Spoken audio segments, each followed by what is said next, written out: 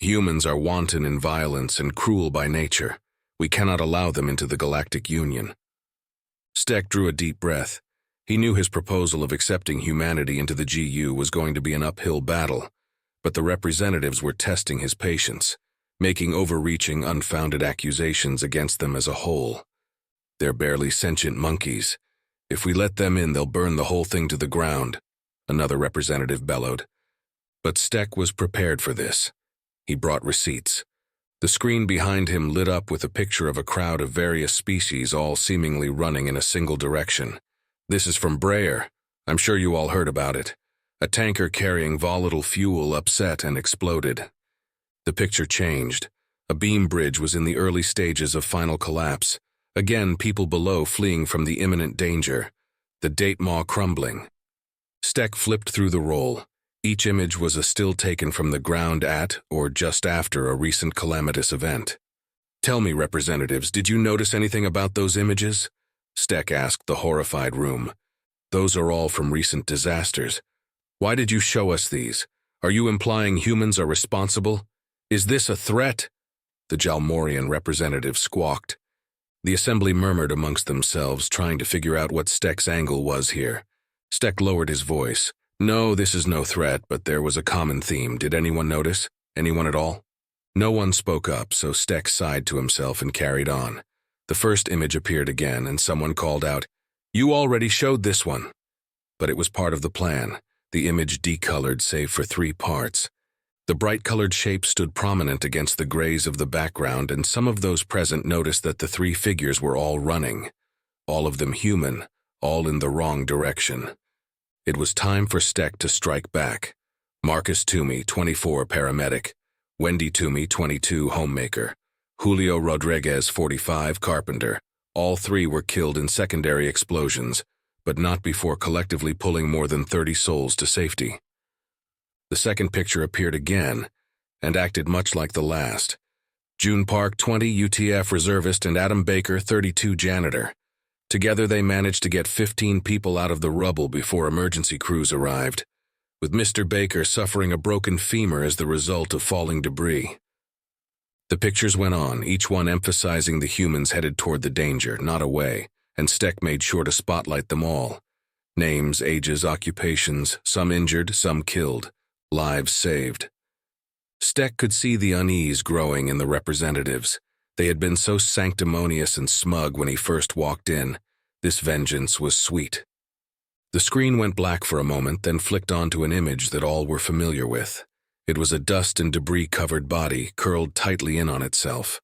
They all knew, they all remembered the breaking story of a Hablock collapse, of how a human had used itself as a shield for a small Gabon pup. Michael Whitmere? Steck paused for a moment to ensure he had everyone's attention. 15. The assembly was silent. Not a sound emanated from anyone. Steck could have continued, but he decided to let the representatives marinate in their shame for a little. It was only fair, but he still had to finish his argument. A mother lost her child so that another could remain with hers, and every single interview with Mrs. Whitmere has had her laud her son's bravery. Her grief is palpable, and yet she shows pride. Pride in her son's decision, pride that he would put others above himself, and pride when she says that's just what kind of kid he was. So, representatives, I would like to close with a quote from a human, one who was, by all accounts, a kind, giving, and gentle man. When I was a boy and I would see scary things in the news, my mother would say to me, "Look for the helpers. You will always find people who are helping." The screen flicked to a different image.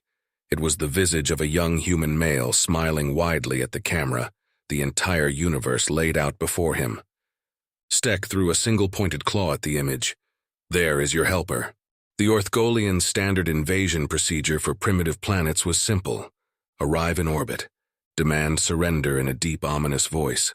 Absorb a resistance attack, typically consisting of a few dozen nuclear warheads, which the Orthgolian shields deflected with ease.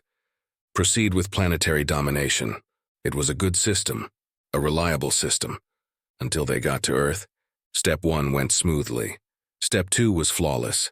General Zyglarg delivered the speech with just the right amount of condescension. Step 3, however, presented an unexpected variable. Humanity had a lot of nuclear warheads. Now, a lot was a number the Orthgolians had not prepared for. This was largely due to the fact that no other primitive species in the known universe had ever displayed the mix of ingenuity and sheer lunacy required to produce millions of nuclear warheads, then leave them lying around, just in case a neighboring nation needed a more emphatic fuck off. To make matters worse, it turned out the humans weren't just resisting, they were competing. The Russians fired first, launching several thousand warheads. The Americans, not to be outdone, emptied a few million in a single coordinated launch, noting that while these were originally intended for a different apocalypse, this one would do just fine. The Chinese fired 3 million with all the enthusiasm of a civilization that had long since mastered the art of overproduction.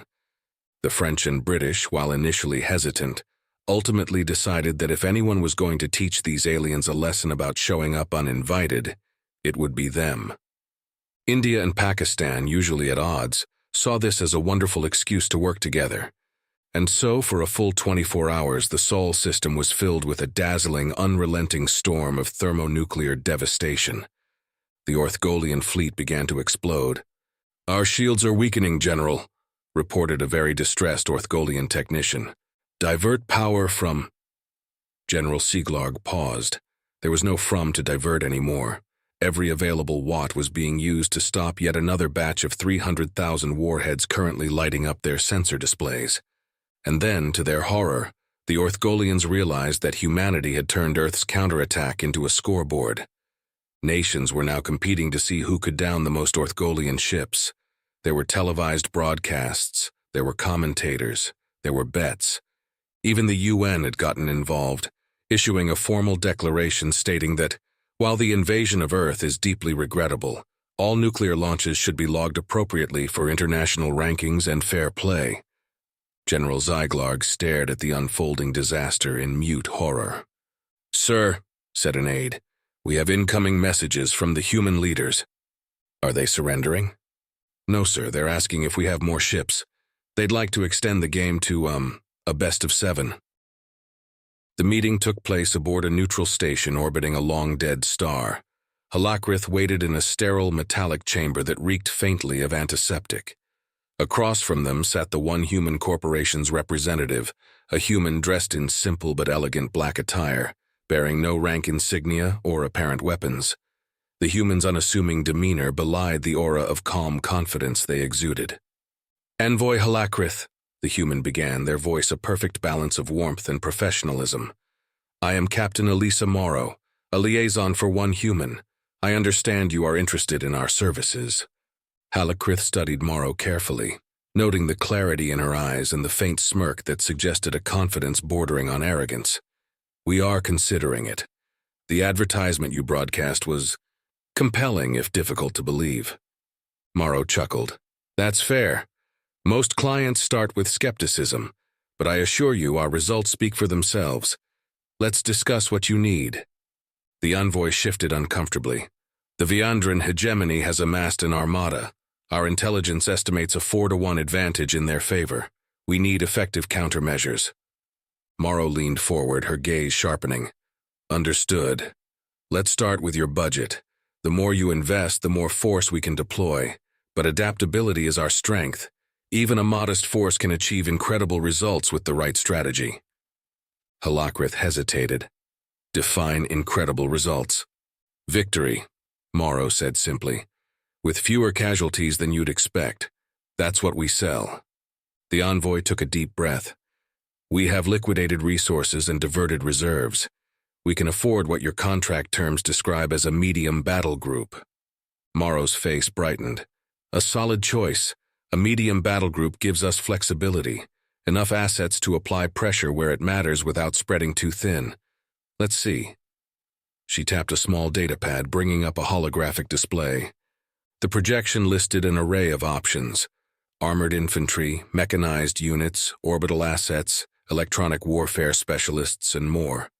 Halakrith noted that each category was disturbingly customizable, with sub-options labeled things like psychological destabilization teams and precision chaos insertion squads.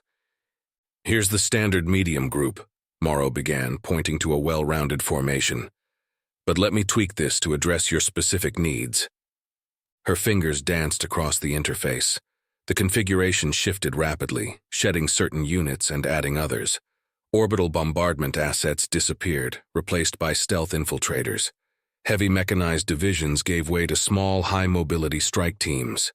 A section labeled Civilian Impact Operations briefly flickered before being locked out. Halakrith's mandibles twitched nervously.